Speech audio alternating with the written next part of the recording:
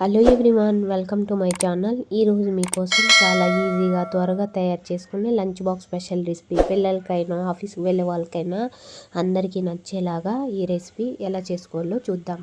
ముందుగా కుక్కర్లో 1 table spoon నెయ్యి, 1 టేబుల్ స్పూన్ బటర్ని యాడ్ చేసుకోవాలి. నేను ఎటువంటి ఆయిల్ని అయితే యూజ్ చేయలేదు.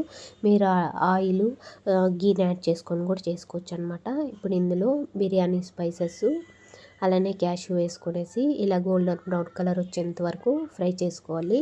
ఇవి ఫ్రై అయిన తర్వాత ఒక బిగ్ సైజ్ ఆనియన్ని ఇలా స్లైసెస్ లాగా కట్ చేసుకొని వేసుకొని బాగా ఫ్రై చేసుకోవాలి. ఆనియన్ ఫ్రై అయ్యే లోపల మనం ఒక పేస్ట్ని అయితే ప్రిపేర్ చేసుకుందాం.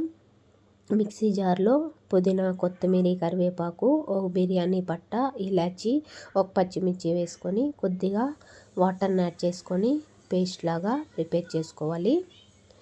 ఇలా పేస్ట్ లాగా ప్రిపేర్ చేసుకున్న తర్వాత ఇప్పుడు ఆనియన్ అంతా బాగా ఫ్రై అయిపోయింది కదా. ఇప్పుడు ఇందులో 1 టేబుల్ స్పూన్ ఫ్రెష్గా చేసుకున్న జింజర్ గార్లిక్ పేస్ట్ని కూడా వేసుకొని ఇలా ఫ్రై చేసుకోవాలి. ఇది ఫ్రై అయిన తర్వాత ఇప్పుడు మనం ప్రిపేర్ చేసి పెట్టుకున్న పేస్ట్ని కూడా వేసుకొనేసి పచ్చివాసన పోయేలాగా 2 మినిట్స్ ఇలా ఫ్రై చేసుకోవాలి.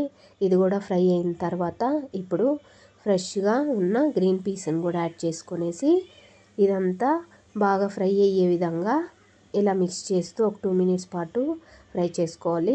ఫ్రై అయిన తర్వాత ఇప్పుడు ఈ గ్లాస్తో ఒక గ్లాస్ రైస్ తీసుకున్నాను కాబట్టి 2 గ్లాసెస్ ఆఫ్ వాటర్ని యాడ్ చేసుకునేసి టేస్ట్కి తగినంత సాల్ట్ని వేసుకొని ఒకసారి అంతా మిక్స్ చేసుకొనేసి వాటర్ అంతా బాగా బాయిల్ అయ్యేలాగా బాయిల్ చేసుకోవాలి.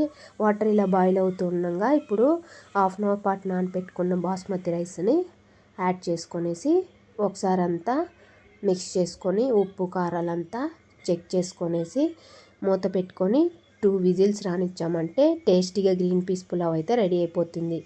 మీకు నా వీడియో గాన నచ్చినట్టయితే ప్లీజ్ లైక్ చేయండి, షేర్ చేయండి, సబ్స్క్రైబ్ చేసుకోండి. అలానే మీరు ఈ రెసిపీని ట్రై చేసి ఎలా ఉంది ఏంటి అనేసి కామెంట్ సెక్షన్లో కామెంట్ చేయండి. Thank you for watching. Please subscribe my channel. Next వీడియోతో అయితే కలుద్దాం. బాయ్.